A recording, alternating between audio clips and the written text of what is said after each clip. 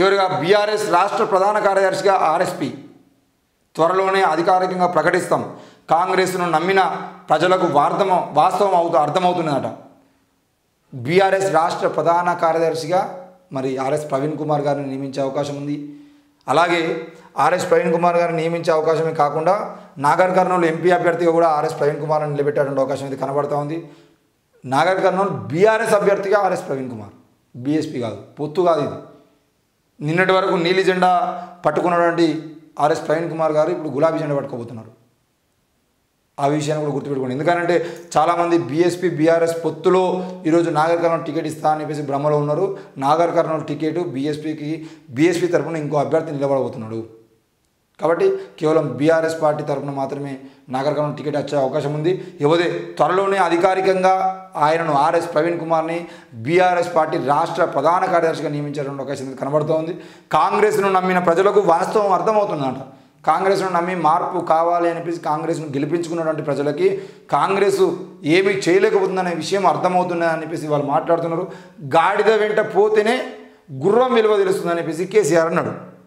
ఇక్కడ గాడిద వెంట పోతేనే గుర్రం విలువ తెలుస్తుంది అనే మాటకి ఎవరు గాడిద ఎవరు గుర్రం,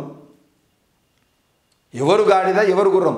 ఈరోజు కాంగ్రెస్ పార్టీని ఉద్దేశించి ఆ మాట మాట్లాడిండు అని చెప్పేసి అనుకుంటే అంటే రేవంత్ రెడ్డి వెంట పోతే కేసీఆర్ అనే గుర్రం విలువ తెలుస్తుంది అని చెప్పేసి ప్రజలను ఉద్దేశించి మాట్లాడిండా?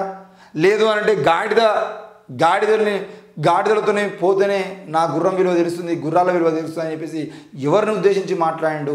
అసలు గాడిద వెంట పోతే గుర్రం విలువ తెలుస్తుంది అనే కామెంట్ ఎవరికి వర్తిస్తుంది అనే విషయం కేసీఆర్ అర్థం కాకుండా డైలాగ్ కొట్టడం జరిగింది.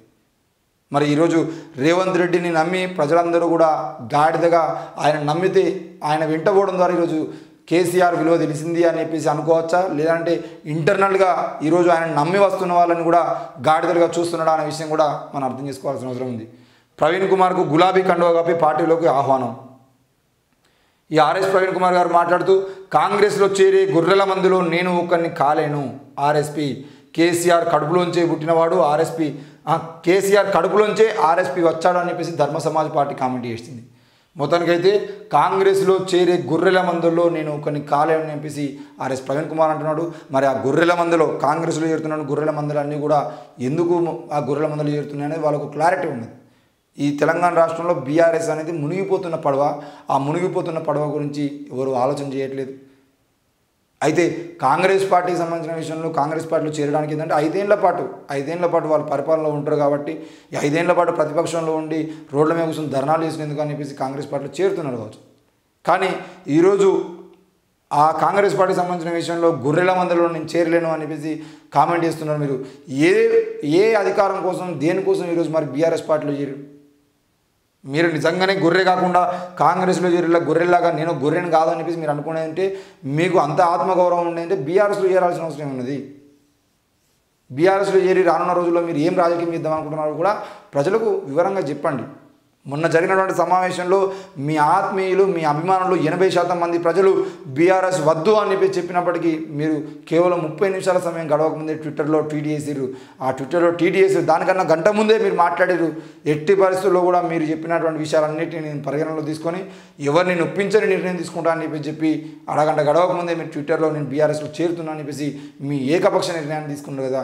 మరి ఏ రకంగా ఈరోజు మీరు పెట్టినటువంటి పద్మావతి గార్డెన్స్లో మీకు దగ్గరగా ఉన్నటువంటి పద్మావతి గార్డెన్స్లో ఈరోజు సమావేశం ఏర్పాటు చేసి ఆ సమావేశంలో భాగంగా మీరు ప్రజలందరి నిర్ణయం తీసుకొని మీ ఏకపక్ష నిర్ణయానికి మీరు పోయారు.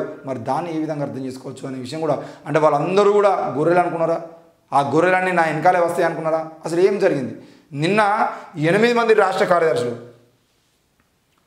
కేవలం ఆర్ఎస్ ప్రవీణ్ కుమార్ ఒక్కడే కాకుండా 8 మంది బీఎస్పీ రాష్ట్ర కార్యదర్శులుగా ఉన్నటువంటి వ్యక్తులందరూ కూడా ఆయన వెనకాల పోయి కాంగ్రెస్ పార్టీలో చేరారు. మరి అది ఎట్లా అర్థం చేసుకోవాలి?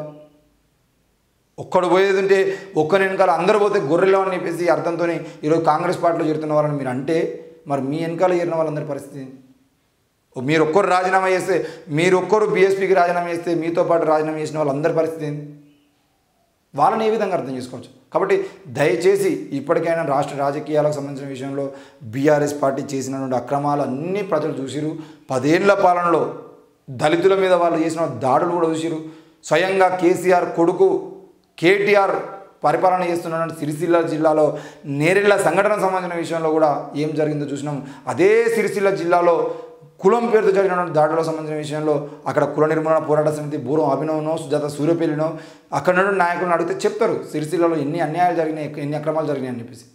ఇప్పటికీ నేరెళ్ల బాధితులకు అన్యాయం జరిగింది, ఇప్పటివరకు న్యాయం జరుగుతలేదు, వాళ్ళు న్యాయం కోసం పోరాటం చేస్తున్నారు. మరి నేరెళ్ల బాధితులను ఏ విధంగా ఓదారుస్తామో కూడా మీరు చెప్పాల్సిన అవసరం ఉంది. దయచేసి లోక్సభ ఎన్నికల ముందు జరుగుతున్నటువంటి ప్రతి రాజకీయ విషయాన్ని మీరు అందరూ అర్థం చేసుకోవాలని చెప్పేసి కోరుతూ